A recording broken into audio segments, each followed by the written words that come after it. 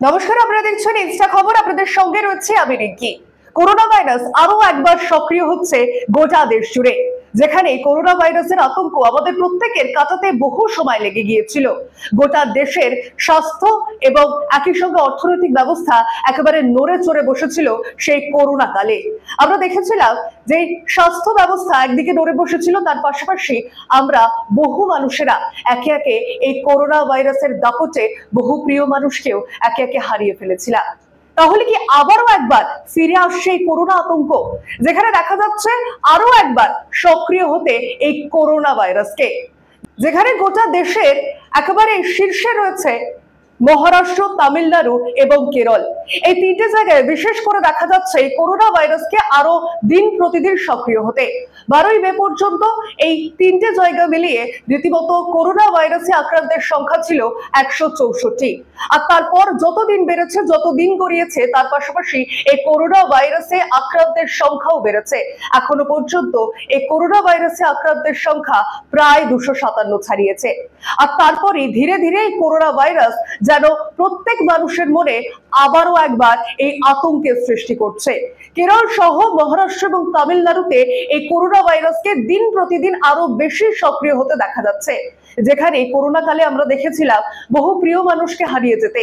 বহু সাধারণ মানুষেরা এই করোনা ভাইরাসের সাথে রীতিমতো লড়াই করে প্রাণে বেঁচেছিল, কিন্তু তার পাশাপাশি যে ভয়ঙ্কর ছবি, যে ভয়ঙ্কর স্মৃতি আমাদের প্রত্যেকের মনে গেঁথে রয়েছে, সেই স্মৃতি কাটাতে আমাদের বহু সময় লেগে গিয়েছিল।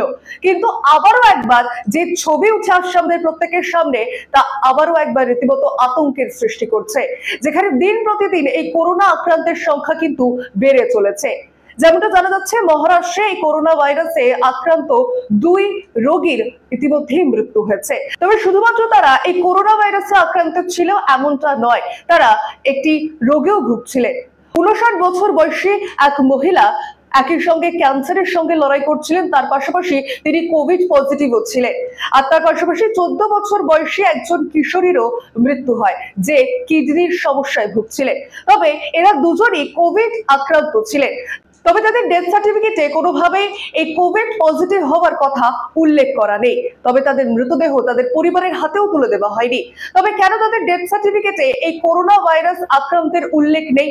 একজন ক্যান্সারে ভুক্তভোগী ছিলেন এবং অন্যজন কিডনির সমস্যায়, কিন্তু দুজনেই এই কোভিড আক্রান্ত ছিলেন, অর্থাৎ কোভিড পজিটিভ ছিলেন, কিন্তু তারপরেও তাদের ডেথ সার্টিফিকেটে এই কোভিড পজিটিভ কথাটির উল্লেখ নেই। তবে অন্যদিকে কেরল, তামিলনাড়ু এবং মহারাষ্ট্রের বিভিন্ন এলাকায় যেমনটা দেখা যাচ্ছে করোনা ভাইরাস নিজের শক্তি বাড়াচ্ছে, আর কোভিড আক্রান্তের সংখ্যাও একই সঙ্গে বেড়ে যাচ্ছে। তবে আরো একবার এই আতঙ্কের সৃষ্টি হচ্ছে সাধারণ মানুষের মনে। আবারও কি সেই করোনা কালের স্মৃতি ফিরে আসবে আমাদের প্রত্যেকের জীবনে? তা আমরা কখনোই চাই না। কিন্তু এই করোনা ভাইরাসের সঙ্গে যেভাবে আমরা রুখে দাঁড়িয়েছিলাম, যেভাবে লড়াই করেছিলাম, সেই লড়াই যাতে আরো একবার আমাদের না করতে হয়, আর সেই প্রচেষ্টা আমাদের প্রত্যেকের রয়েছে। এই বিষয়ে আরো অন্যান্য গুরুত্বপূর্ণ খবর জানতে অবশ্যই নজর রাখুন ইনস্টা খবরে। ধন্যবাদ।